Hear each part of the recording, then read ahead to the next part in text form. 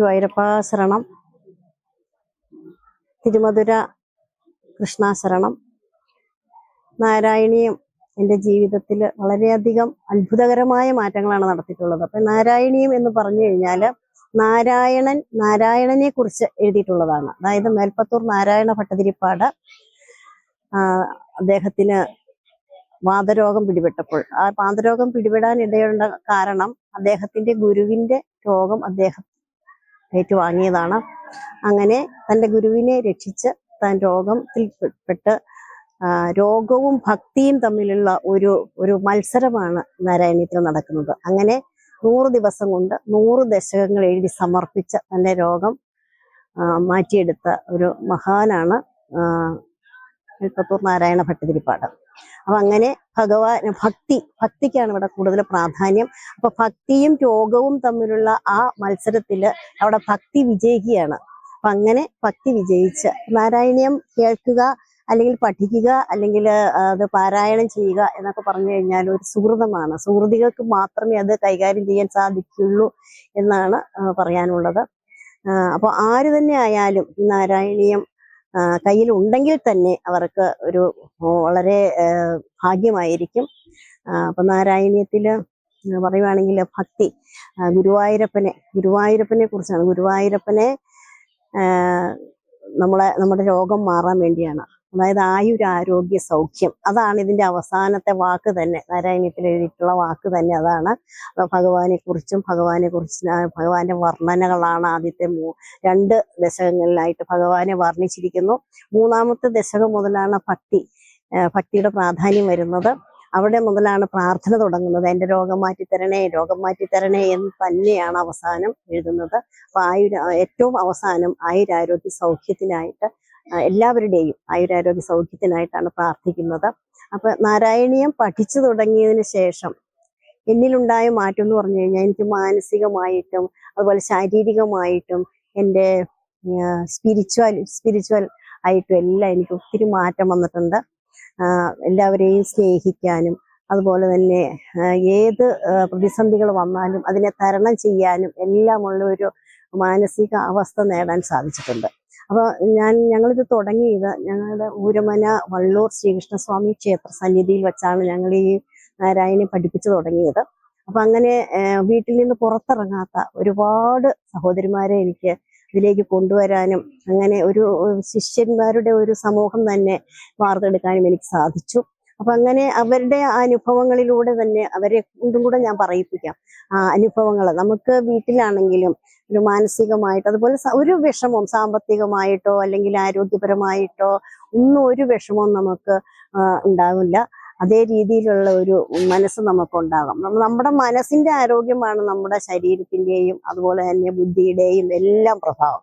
അപ്പൊ ആ മാനസികമായിട്ട് ആരോഗ്യം നേടുന്നതിനെങ്കിൽ നമ്മൾ ആധ്യാത്മികമായിട്ടുള്ള ജ്ഞാനം കൂടിയേ തീരൂ. അപ്പൊ അതിന്റെ ഒരു ഇതാണ് നാരായണീയം.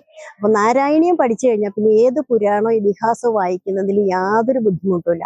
ഞാൻ എൻ്റെ ശിഷ്യകളോട് പറഞ്ഞിരിക്കുന്നത് അക്ഷരത്തെറ്റ് കൂടാതെ വായിക്കുക, അത് മാത്രമാണ് ഭക്തിയോടുകൂടി അക്ഷരത്തെറ്റില്ലാതെ വായിക്കാൻ പഠിക്കുക. അല്ലാതെ ഈണത്തിനൊന്നും പ്രാധാന്യം കൊടുക്കേണ്ട ഒരു കാര്യമില്ല എന്നൊക്കെ ഞാൻ പറഞ്ഞു കൊടുത്ത് അങ്ങനെ അവർ പഠിച്ചു കഴിഞ്ഞപ്പോഴത്തേക്ക് അവർക്ക് ഭയങ്കര മാറ്റങ്ങൾ, അവരുടെ ഓരോ കുടുംബത്തിലും അത്ഭുതകരമായ മാറ്റങ്ങളാണ്. തൻ്റെ കുട്ടികൾക്ക് നന്നായി വന്നു, അതുപോലെ തന്നെ ഭർത്താവിൻ്റെ ജോലി കാര്യങ്ങള്, അതുപോലെ അതുപോലെ വീട് പണിയാൻ സാധിക്കാതിരുന്നവരുണ്ടായിരുന്നു, അവർക്കൊക്കെ വീട് പണിയാൻ സാധിച്ചു. അങ്ങനെ എല്ലാ രീതിയിലും നമ്മളെ നല്ലൊരു ഉയർച്ചയിലേക്ക് കൊണ്ടുവരാൻ നാരായണീയത്തിന് സാധിച്ചിട്ടുണ്ട്.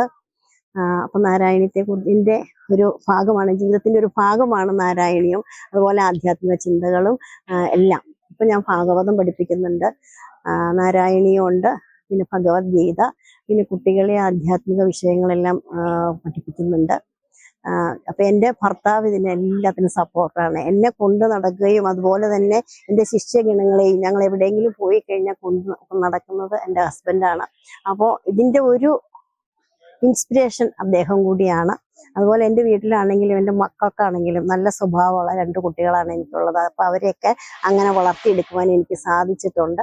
ഇതൊക്കെയാണ് എനിക്ക് പറയാനുള്ളത്. ഹരേ കൃഷ്ണ. ഗുരുവായൂരപ്പ ശരണം. ജയ ശ്രീ രാധേ രാധേ രാധേശ്യാം രാധേശ്യാം രാധേശ്യാം.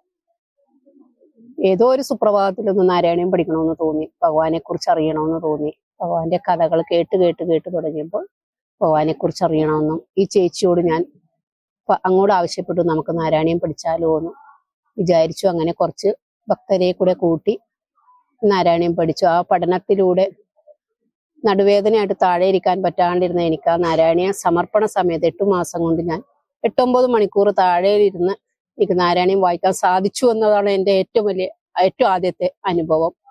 എനിക്ക് ഭഗവാൻ തന്ന ഏറ്റവും വലിയ അനുഗ്രഹം. പിന്നീട് ജീവിതത്തിൽ കുറെ അനുഗ്രഹങ്ങളൊക്കെ തന്നിട്ടുണ്ട് ഭഗവാൻ. ഒത്തിരി ആൾക്കാരെ സ്നേഹിക്കാനും ഭഗവാനെ കുറിച്ച് പറഞ്ഞു മനസ്സിലാക്കി കൊടുക്കാനും ഭഗവാന്റെ അനുഭവങ്ങൾ നേരിട്ടറിയാനും സാധിച്ചു. അത് തന്നെ ഭഗവാൻ തന്നൊരു കരുണയാണ്, അങ്ങനെ ഞാൻ വിശ്വസിക്കുന്നു.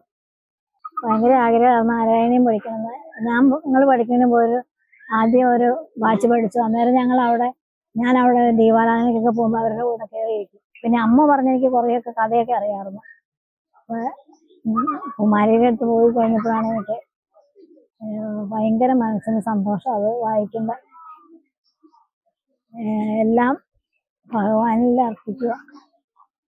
എന്ത് വിഷമം ഉണ്ടെങ്കിലും നമ്മൾ ഭഗവാനോട് പറഞ്ഞാൽ നമുക്ക് നടത്തിത്തരും. ഹരേ കൃഷ്ണ. ഞാനും എങ്ങനെയാ നാരായണം പഠിക്കാനൊരു ഇത് വന്നതാണ് എനിക്ക്. അങ്ങനെ പഠിച്ചു. എൻ്റെ കുടുംബത്തിൽ അതിൻ്റെതായ ഐശ്വര്യം ഉണ്ടായി. എൻ്റെ കുട്ടികൾക്ക് 2 പേർക്കും നല്ല രീതിയായി. 2 പേർക്കും ജോലിയുണ്ട്. 2 പേരുടെയും കല്യാണവും കഴിഞ്ഞു. നാരായണം പഠിക്കാൻ തുടങ്ങിയ പിന്നെയാണ് വീട്ടിൽ അതിൻ്റെതായ ഐശ്വര്യം ഉണ്ടായി. ഭർത്താവിനാണെങ്കിലും നല്ല ഇതാണ്. ഇപ്പോൾ കുഴപ്പമില്ലാണ്ട് പോകുന്നു. ഞങ്ങൾ സന്തോഷത്തോടുകൂടി സമാധാനത്തോടു കൂടിയും പോകുന്നു. നാരായണി എന്ന് പറഞ്ഞാൽ എനിക്ക് എന്നാ പോലും അറിയില്ലായിരുന്നു. മഹാഭാരതം രാമായണം അതൊക്കെ കേട്ടു. നാരായണി ഒരു കേട്ടോളം ഒരു അനുഭവമുള്ളായിരുന്നു. പിന്നെ കൃഷ്ണന്റെ ഭഗവാന്റെ അനുഗ്രഹത്തിൽ ചേച്ചിയുടെ കൂടെ പഠിക്കാൻ പറ്റി. അത് പഠിച്ചതോടുകൂടി എനിക്ക് ഒരു മനസ്സിനും ഒരു സമാധാനം, എൻ്റെ വീട്ടിലും നല്ലൊരു അന്തരീക്ഷമൊക്കെ വരി, പിള്ളേർക്കും നല്ലൊരു ഇത് വന്നു. എന്ത് വിഷമമുണ്ടെങ്കിലും ഞാനത് പറഞ്ഞ് സ്ഥിരം ചെല്ലണതുണ്ട്. അത് ചൊല്ലിക്കഴിഞ്ഞാൽ എനിക്ക് എല്ലാം മാറ്റിത്തന്നു. ഇനി എന്നെ അനുഗ്രഹിക്കണമെന്ന് ഞാൻ പ്രാർത്ഥിക്കുന്നു. സ്ഥിരം ചെല്ലണ കുചേലഗതി സന്താനഗോപാലം എല്ലാം ചെല്ലണമെന്നാണ്.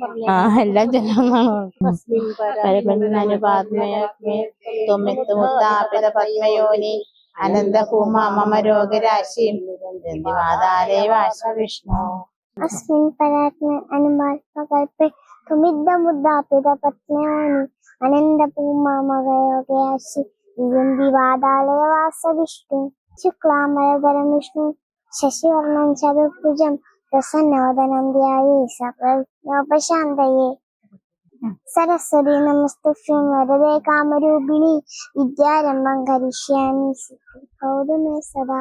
सर्वमङ्गलमङ्गल्ये शिवे सर्वार्थसाधिके शरण्ये त्र्यम्बके गौरी नारायणी नमोस्तुते। भूतनाथ सदानन्द सर्वभूतदयापर रक्ष रक्ष महाबाहो शास्त्रे तुभ्यं नमो नमः।